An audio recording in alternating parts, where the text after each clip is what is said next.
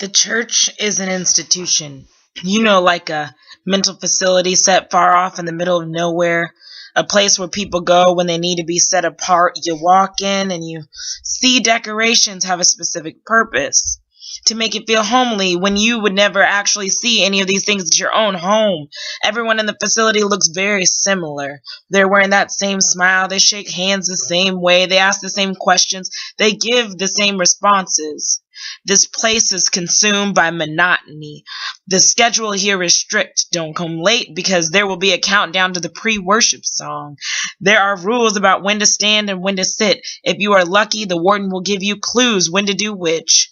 They have kept the institute sterile and clean of weapons. It would be dangerous if the tools were used in a non-conventional manner, for this place is cemented in conventions, norms, times where talking to your neighbor is expected, even though it is not normal to sit right next to a stranger. Despite sharing the same cell, that is what they are, nothing but strangers, streamlined to the same doctrine, convicted of the same crime, taking the same medicine of conformity, all while praying that someone in the institution would be the first to initiate a jailbreak. The church is an experience. It can be a museum, movie, or a concert.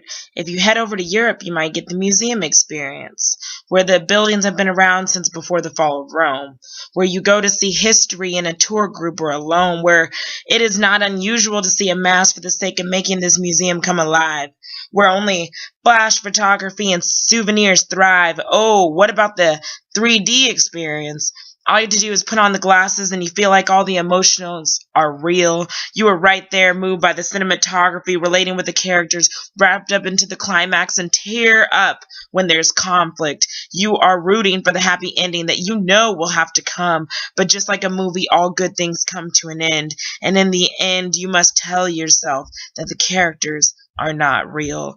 Even if it is based on a true story, they could not have gotten it all right. I mean, no innocent man would allow others to kill him without a fight, so you sit there and watch the credits scroll. And when the preacher asks you to pay your toll, you think, this experience was tainted.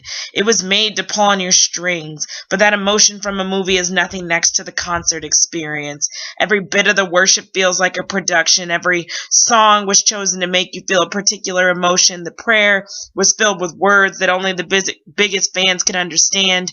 You feel solidarity with those that you are surrounded by. You feel connected to whomever is on stage and far away at the same time.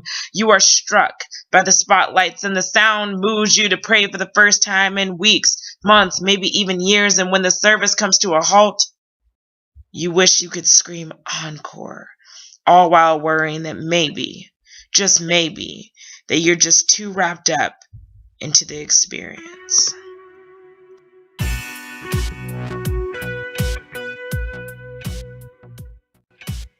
Hello, my name is Ariel. Thank you for taking the time to listen to my poem.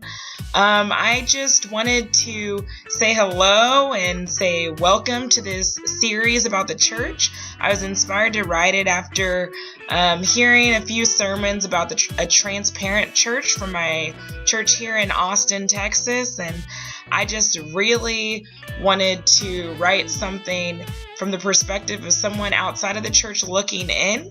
And so in the remaining parts, there will be a perspective from someone on the inside of the church, and a perspective from God, and just what he desires our church to be. So I hope you'll follow along and enjoy my series.